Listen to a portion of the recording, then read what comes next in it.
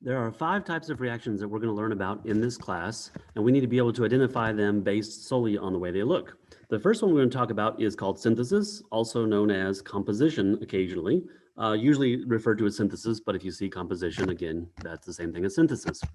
This one is pretty simple.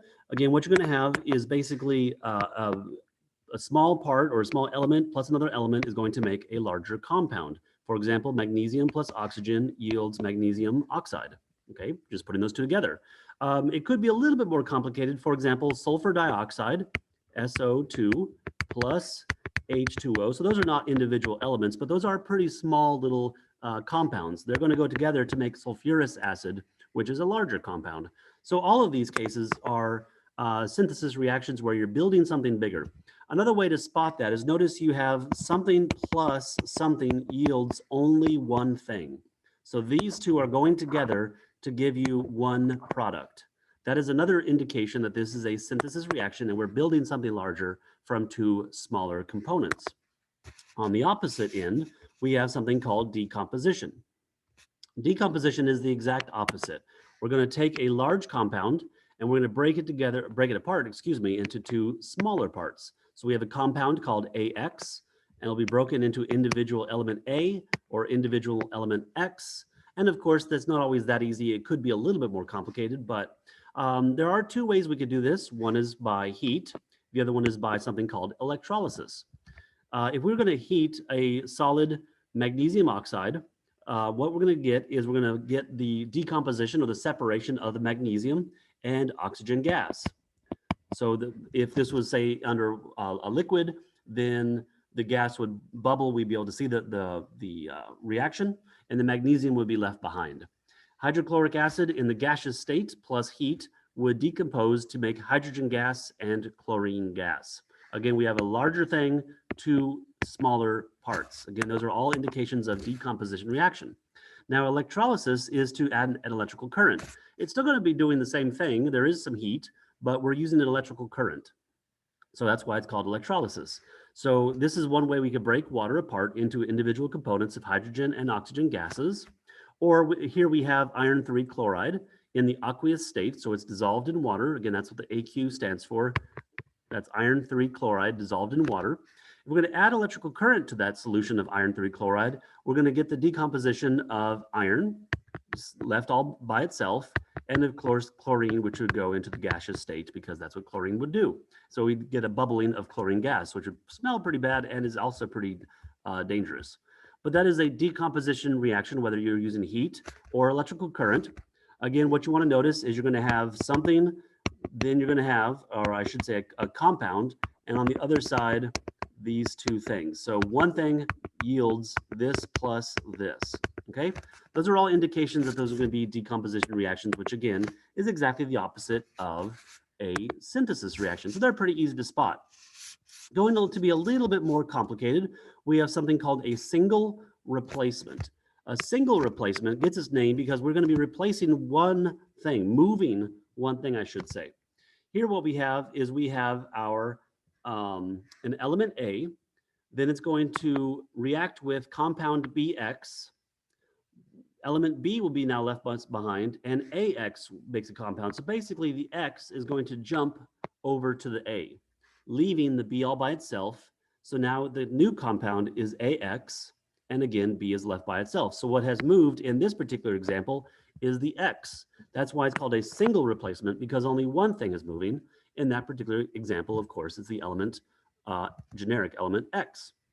Here what we have in our first example is we have chlorine gas plus potassium bromide, aqueous, yields potassium chloride and bromine.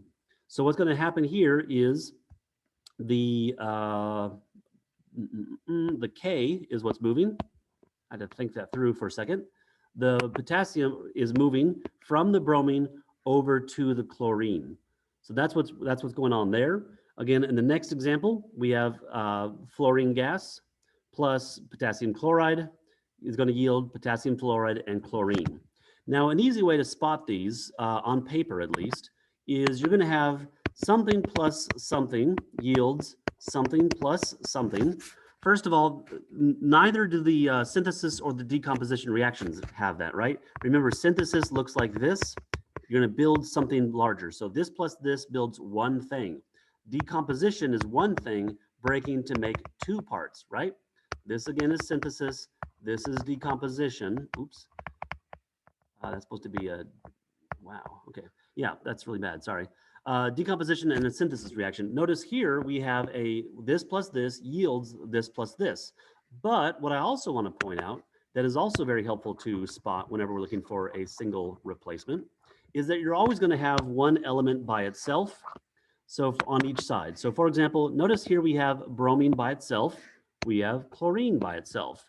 This one we have chlorine by itself. This one we have fluorine by itself. This one we have Y by itself. This one we have X by itself. This one we have B by itself. This one you have A by itself. You get the idea. Every single one of these will have an individual element, for example, iron and magnesium, on both sides, okay? That is not the case for any other type of reaction. If you have copper by itself and zinc by itself, that has to be a single replacement, okay? Must be a single replacement. Yeah, that's all I need to say about that. So let's move on. A double replacement is like a single replacement in that it will still have this plus this yields this plus this. So you're going to have two things and two things, right? So that's going to be the same. But what is different is if you look at this example, we have compound plus a compound yields a compound plus a compound. Nowhere do they have any individual elements.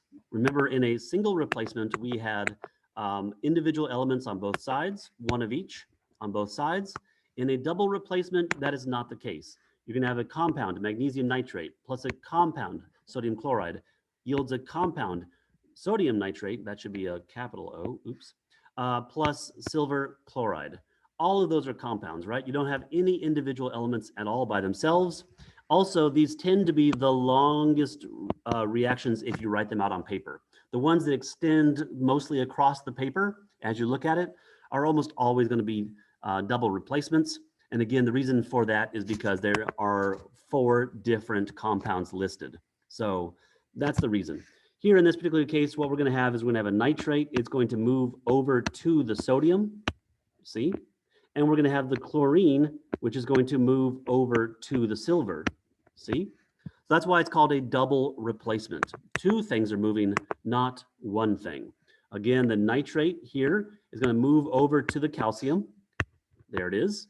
And then the chlorine is going to move over to the potassium, and there it is. So again, double replacement because we're having 2 things move, whereas in a single replacement, only one thing moves, right? So those are pretty easy to spot as far as those 2 different types of reactions. The 5th and final type of reaction is something called a combustion. Combustion basically means fire or explosion. So all of these are going to make some sort of heat, light, fire, or go boom. In a combustion reaction, what you have is something called a hydrocarbon. Here's our hydrocarbon.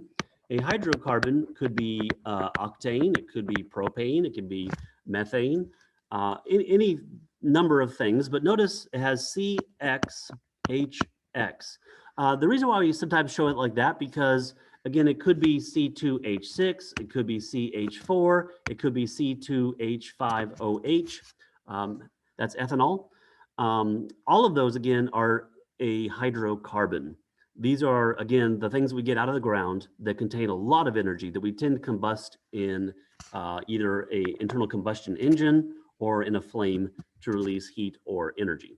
So the very first example we have here, again, is a hydrocarbon. We're always going to have plus oxygen. The reason is because in the absence of oxygen, you can't have fire. So notice all of these, oxygen, oxygen, oxygen, oxygen. That is not a coincidence, right? Combustion requires oxygen. Again, you all know if you want to put out a candle, one of the best ways to do it, if you have one of those bell jars, you can put a bell jar over the candle and that will suffocate it, rob it of its oxygen, and therefore the flame goes out. So without the oxygen, you don't have a combustion. So that must be on the left side of the arrow. We're going to have a hydrocarbon plus O2 every single time. Then on the right side, we also always get these 2 products. It doesn't matter the order. It could be carbon dioxide plus water, or it could be water plus carbon dioxide. It doesn't make any difference, right? As long as they're both on the right side of the arrow, they're both being produced. What order they're listed in doesn't make any difference whatsoever, right? Hydrocarbon plus oxygen yields carbon dioxide and water. That is 100% of the time going to be a combustion reaction and should release some amount of energy. Again, whether that's a little small candle or whether it's a massive kaboom, which we use for like digging mines or moving mountains. So in this particular example, we have, that's methylpropane. This is propane. You guys have all heard of that.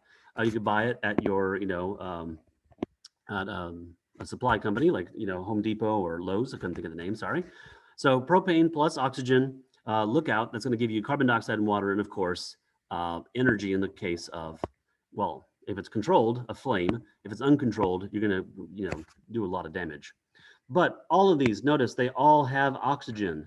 Notice all of these have carbon dioxide and water, right? The only thing that's different is the hydrocarbon.